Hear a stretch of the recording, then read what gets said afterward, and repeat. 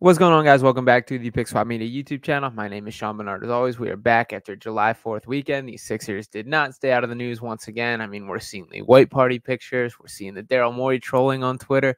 A lot going on, but I did want to take a second and really dive into this James Harden versus the Sixers situation when it comes to his trade request, his expectations, and what I expect the Sixers stance to be from here. So I'm going to break this down into two parts. This is very much a situation which I think is the exact same situation, but the Sixers and James Harden are going to be viewing it very differently. So I want to look at it from both angles and dive into what I ultimately think will happen and how I see things playing out from here. So let's get into it.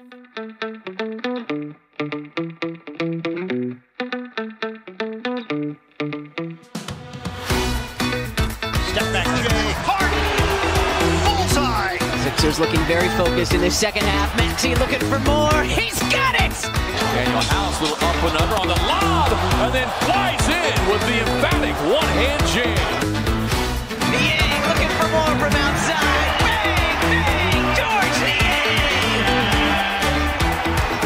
Joel, the process heavy.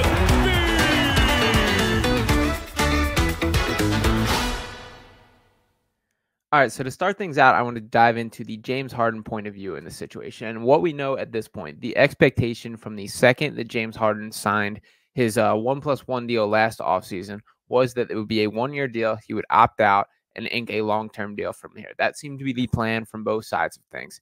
Now, what actually happened is there was dead air, radio silence between the Sixers and James Harden until up near the edge of that deadline. I know these Sixers are throwing in the phrase about them being careful about the tampering, especially based on the fact that it did cost them 2 second-round picks last year for the tampering efforts on PJ Tucker and Daniel House. That is more of a something you just got to be smarter about. Like, this is something that everybody does. It's like when you're driving down the highway, you're speeding, you're just going with the flow of traffic. You're going 75 and a 60 on the highway and you get pulled over. Yeah, I mean, you were speeding, you were caught. You have to pay the punishment there, but it is kind of one of those things that you kind of get the short end of the stick there. That is what happened to the Sixers.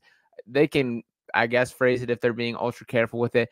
I think James Harden is right to read between the lines on that one, that the fact that there was not those communications, especially based on the fact, and my understanding of it is because James Harden was technically still a member of the Sixers organization, they had free reign to talk to him as much as they wanted to. Yes, he wasn't officially under contract, but they did have the bird rights. He was a guy who had that opt-in, and for the time being, and for until this is settled, is absolutely still a member of the Sixers. So James Harden, after that radio silence, decided his best option was to opt in, take his $36 million, and request a trade from there, that the Sixers and James Harden will work together. Now, I've been saying that this is the best case scenario for both sides because it's clear this James Harden thing just isn't quite working the way that everyone has pictured. It feels like there's just something a little bit off about the situation. The Sixers are in the exact same spot of failing to get past the second round for the whatever consecutive years since Allen Iverson, through every single year of the process. So it hasn't brought on those results. From James Harden's perspective, there's moments where you can kind of see the unhappiness, especially when you bring up the leaks throughout the year, the eyeballing Houston as a potential landing spot, things like that. It just hasn't seemed like this has stuck to him as a home in the way that I think he hoped and a lot of people hoped when the trade first went down. Now, I also do want to go out there and say that I do believe a part of him opting is a little bit of saving face for James Harden. I think his feelings are hurt in this situation because in the first time in the entirety of his NBA career, nobody really wants him. And I don't mean in a way that James Harden has no place in the NBA. He's absolutely still a useful player. But I believe in the mindset, at the state of a player that he believes that he still is, with the contract that he commands, there's no team that wants to commit to this guy. And I think a lot of his feelings were hurt in that way, especially when you look across the league. That contract in Houston, that Fred VanVleet, that 3-year, $129 million deal, that felt like that was meant to be written out to James Harden. So for that to be the team that he had essentially used to drum up interest and drum up a market for himself to ultimately not be interested into him, that's a big deal. If Houston wanted to offer James Harden that money, if that homecoming that either he brewed up or however this came about, that we've literally heard about since Christmas when these reports started coming out as a potential landing spot for him, if that was legitimate, the money would be offered to him and he would have signed there. There would have been those communications. It just would have happened, and it didn't. And that means that they either valued Fred VanVleet higher. I have very much been on the camp of never seeing why it made sense for the Rockets to want James Harden there. To me, it is a move that would stunt the growth of their young core. That should be the priority. I frankly don't love the Fred VanVleet signing for him. I think it makes way more sense compared to Harden, as far as he's a guy that can play off ball. He's more of a complementary piece. He isn't as ball dominant. He doesn't need to dribble the air out of the ball for 48 minutes a game in the same way that James Harden does. I think he can play a more complementary role to the guys like Jalen Green.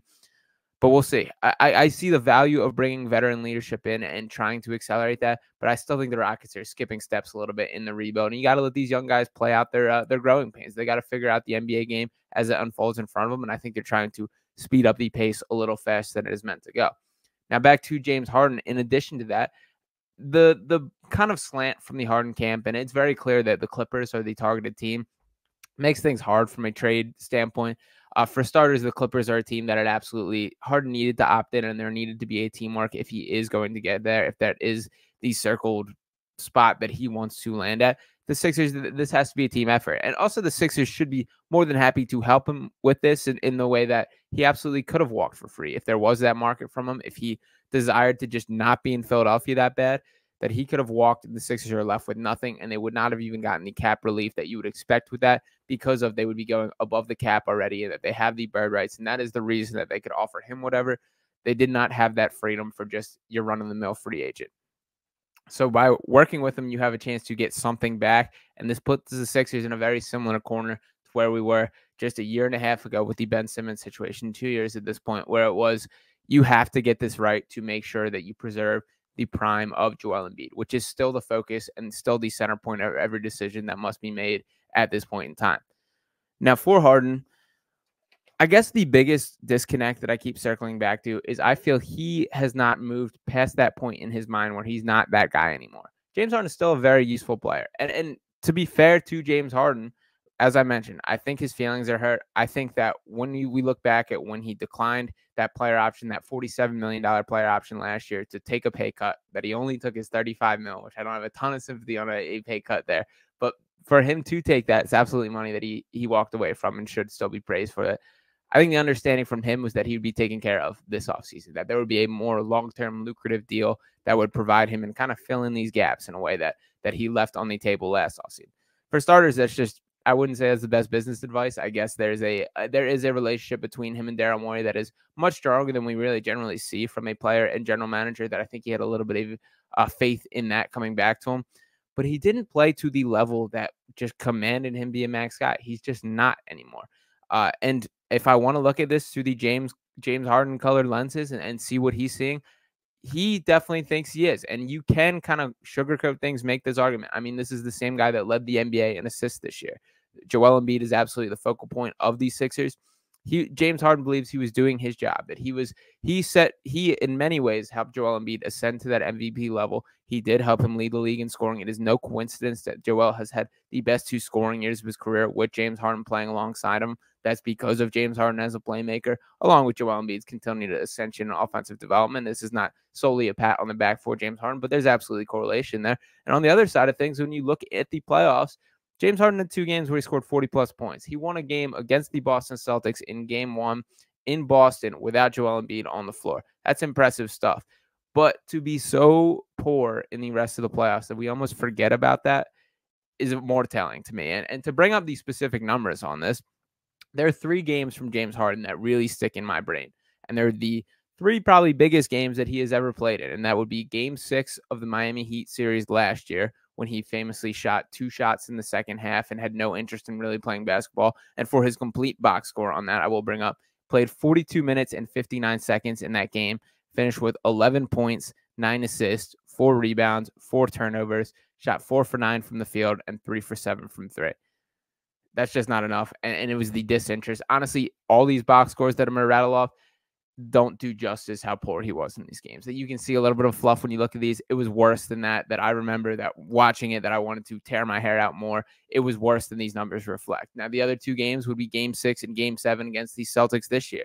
It looked like the Sixers had on the ropes. They were up 3-2 in the series.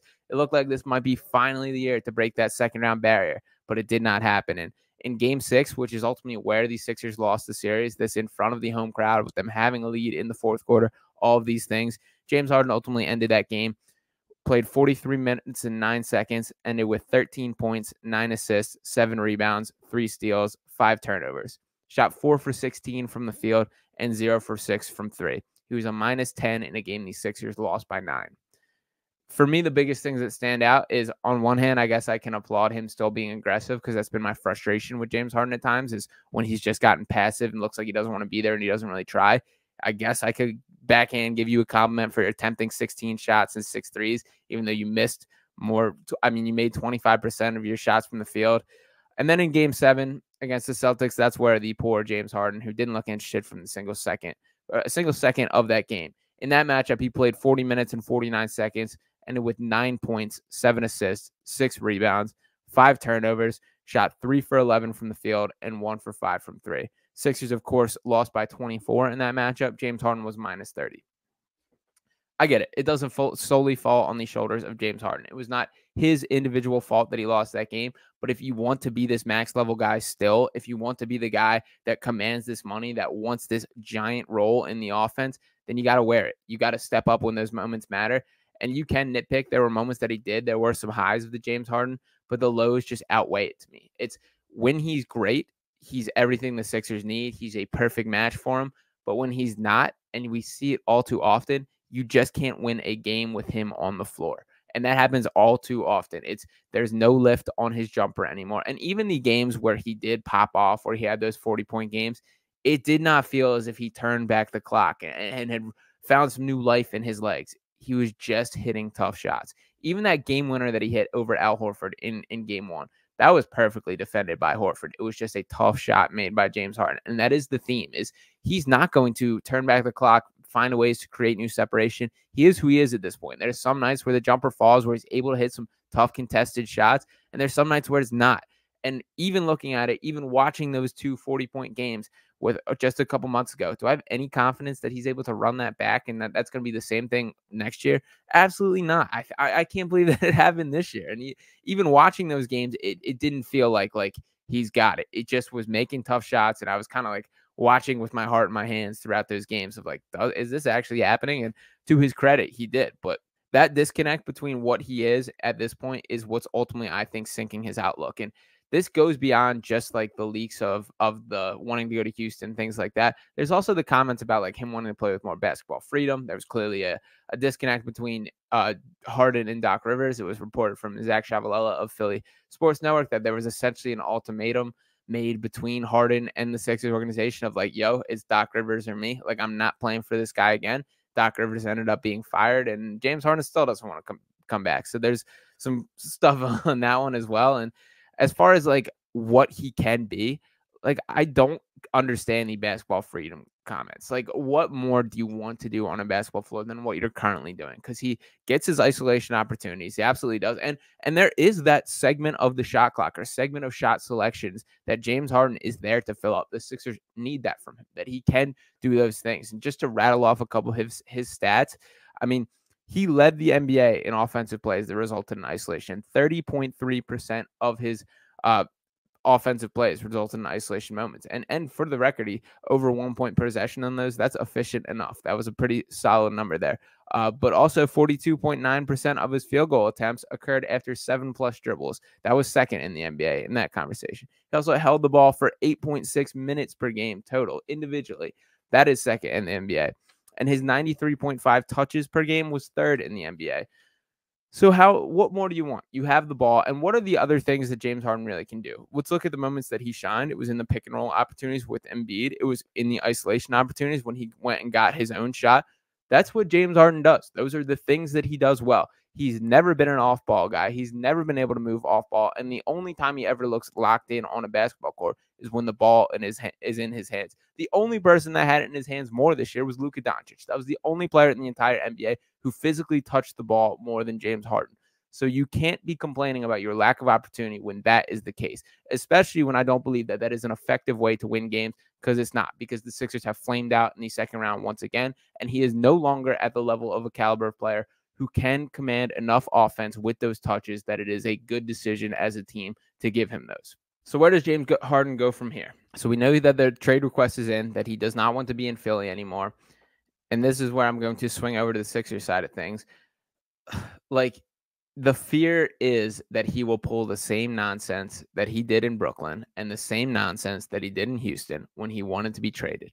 Now, from James Harden's perspective, you absolutely cannot do that. There's already no market from you. You just opted into a 1-year deal.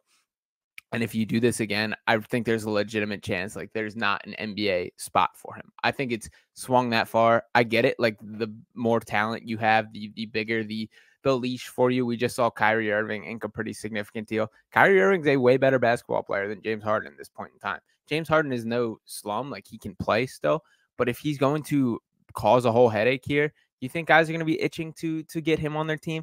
And the other thing that I'll say about James Harden is he's probably one of the hardest players in the NBA to seamlessly just fit your system. Like, his system of playing is one of the more defined of any player. He's not just this Kevin Durant or Paul George or Kawhi Leonard that basically you plug and play can fit on any roster. James Harden needs the ball in his hand constantly. He does a few niche, unique things that he does very well. He's still a very high IQ player. Maybe there's a world where he can graduate beyond that, but that takes him having that internal switch flipped inside of him and believing and buying into that, which I just have not seen any signs of that from him.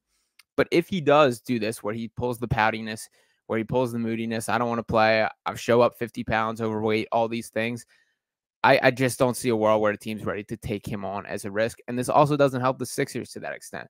The one side of things that is kind of the appeal, and we've seen the Tobias Harris trade rumors basically hit a halt since this James Harden things, which I think is completely correlated, that you have to find a way where these plans are obviously very connected, that you want this Sixers team to look the most complete. As of now, it looks like things are going to be running them back. And it does feel a little different from the Ben Simmons situation because, I mean, we see James Harden chilling in the Hamptons at the Michael Rubin party, at the white party, where he's posting up with Joel Embiid, with Maxey, with Tobias Harris. It looks like these guys don't hate each other in the same way that it felt with Ben Simmons. And Simmons obviously earned that as well. But from the Sixers perspective, like, what do you do with this guy? The market was not there for him in a free agency. Why was it here? Why would it be here for trades? And I know I dropped some mock trades that I all think work. And honestly, if any of those are on the table, I'm absolutely jumping on them at this point. I think the biggest concern is the Clippers are dead set on making a big three, that they want a Kawhi Leonard, Paul George, and James Harden as your trio. They want to sell tickets for that new arena that's about to come out. That's what their mindset is. They're not ready to cough up one of these guys. They want it all together. And I think James Harden does make sense for the Clippers. I think there's a world where you can see it working out there because when you have Paul George and Kawhi, there will be the nights where James Harden can kind of sleepwalk through things, just be a playmaker, run an offense. And then there's going to be nights where, Paul George and Kawhi can't play. We need you to take up 30 shots tonight. And James Harden can fill that as well. I think that's what he kind of wants. I think that's ideal for him. So I do see it as a fit out there. But as far as what they want to trade, I mean, we're looking at the scraps package of the Marcus Morris, the Robert Covingtons, the Norman Powells, these type of players. It doesn't even sound like they want to include Terrence Mann.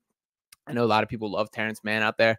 A nice piece for sure. I wouldn't say he would be a deal breaker for me. I would take him and I would want him in the deal, but I wouldn't say that's like the holding price in a way I think a lot of people are regarding it. But beyond that, this also brings up if James Harden only wants Clippers, do the Sixers owe it to him to bring it there? I don't think so. I definitely don't think so. They should be shopping to every single team. And this even goes as far as like the Dame Lillard conversation. I'm all for player empowerment. Don't get me wrong, but you can't put an organization in a pickle the way that these players kind of are. And the way things have shifted, the way the system is created is very much for free agency to be you choose your spot.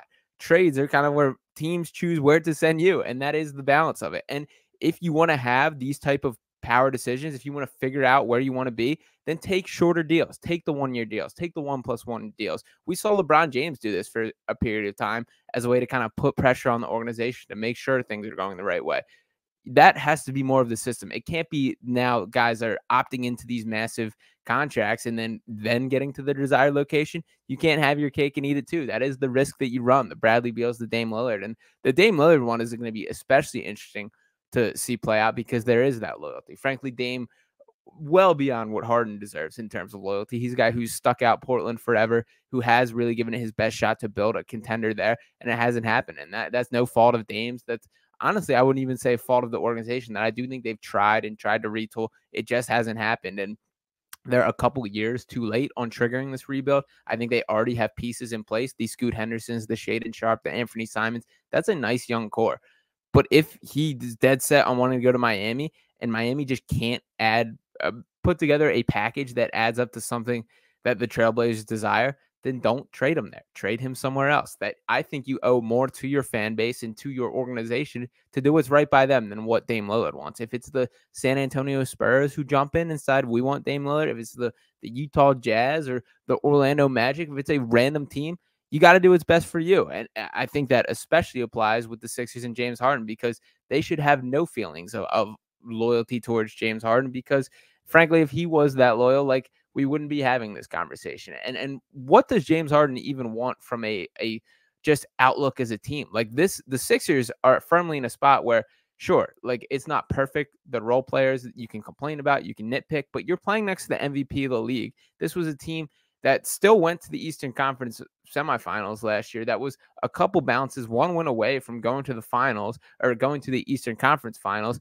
Like, it's right there for the taking if he actually wants it. And even beside that, like, you want to look back at his past, the Nets, like, you had your time playing with the super team with Kyrie Irving and Kevin Durant. That didn't work out. You had your moment in Houston where you were the epicenter every single decision, where you were, the solar system that things rotate around.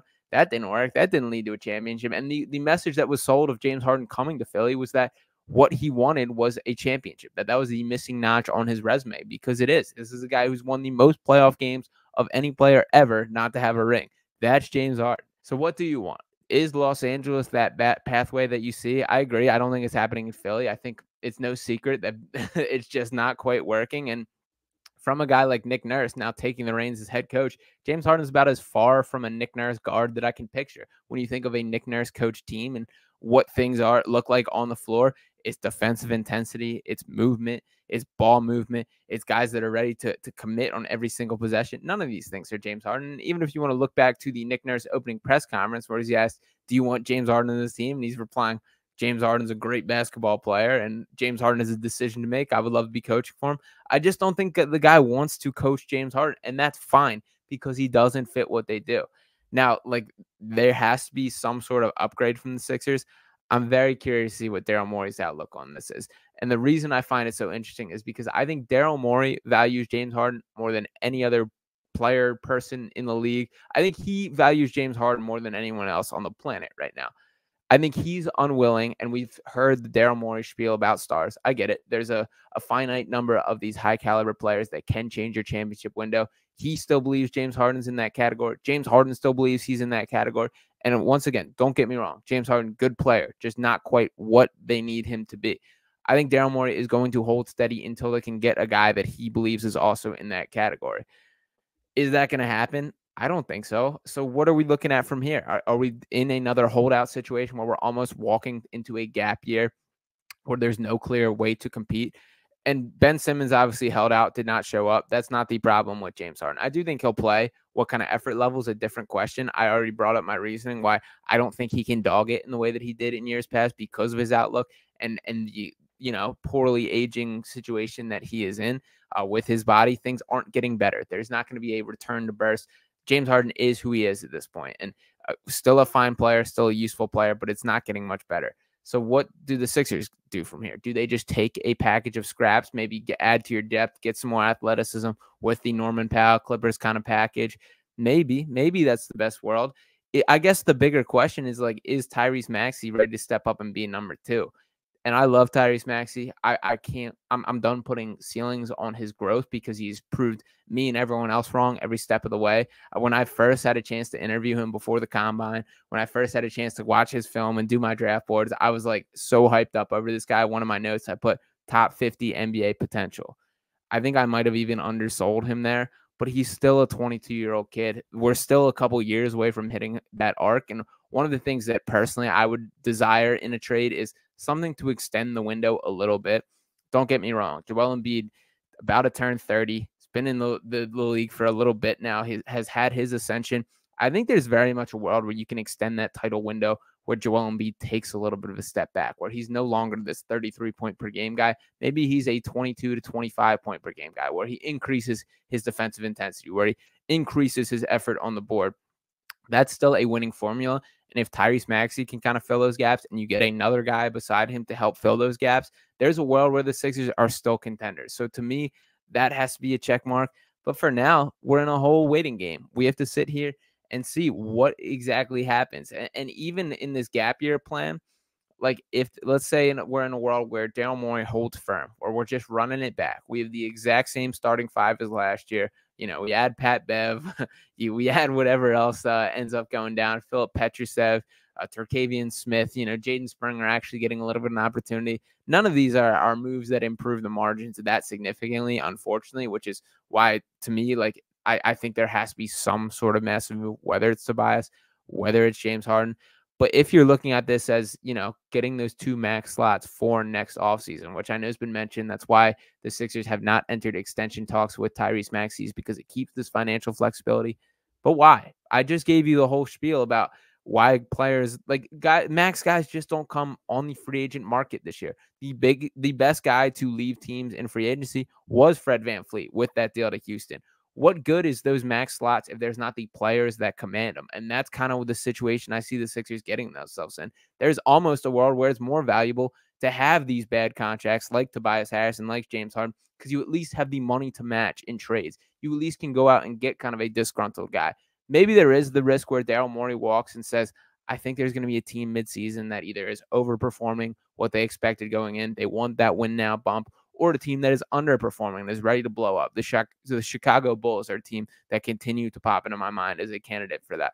But there's also no guarantees that happen. So the bottom line is right now these Sixers are in a waiting game. We're watching the rest of the NBA get better by adding players in free agency, while the Sixers really can't. And this isn't a knock on Morey for not doing anything. This is like a knock on the whole situation of you can't go out there and make moves, because if there's a trade and your roster drastically changes, it drastically changes the players you need to bring in. If you ship James Harden off for a Marcus Morris, Norman Powell, Robert Covington type package, well, you no longer have a need for wings. But if you ship him off for a Knicks package of Emmanuel quickly, whatever else you want to throw in there, then there is a need for wings. So those kind of things really dictate it. And same with Tobias Harris as far as a trade goes from him. I do think Tobias was somewhat correct in his statements, talking about Sixers fans undervalue me a little bit because there's just not a lot of guys who can guard a team's best player, shoot almost 40% from three, all these things. I get it. Tobias Harris is not who we hoped he would be, but he is right in that regard, as there's not that many routes upward from him at this point in time. And especially when you add in the Harden thing, there's just not a lot that they can do. So for the time being, the Sixers are just basically stuck. I'm not entirely sure how I see this situation resolving himself. If there's one thing I can say for now, is that I don't expect it to be quick. I expect this to be a topic of conversation throughout the summer, that I expect this to drag out. And frankly, it could very well into the season. So I don't have great advice for the Sixers. I don't feel great about where they are at. But Daryl Morey just absolutely has to find a way to nail this and somehow keep that Sixers championship window open. I don't think having James Harden on the roster next year is the best route to that, basically regardless. But you got to find a deal that makes sense. For now, we'll see what happens. I'll be back. I'll be hopping on with a podcast with James tomorrow, a little more breakdown on the situation, get his thoughts, as well as some more in-depth thoughts on the Pat Bev signing and a couple other things. Got Sixers Summer League coming on now. You can make sure to tap in with me and the guys over at Edge of Philly Sports. Tiago and Mr. Crockpot killing it over there. So we'll be talking about all the games. Appreciate all you guys for watching. Make sure to drop a like on this video, subscribe on this channel, drop a comment. Let me know what you think about the Harden situation, and we will talk next time. Peace.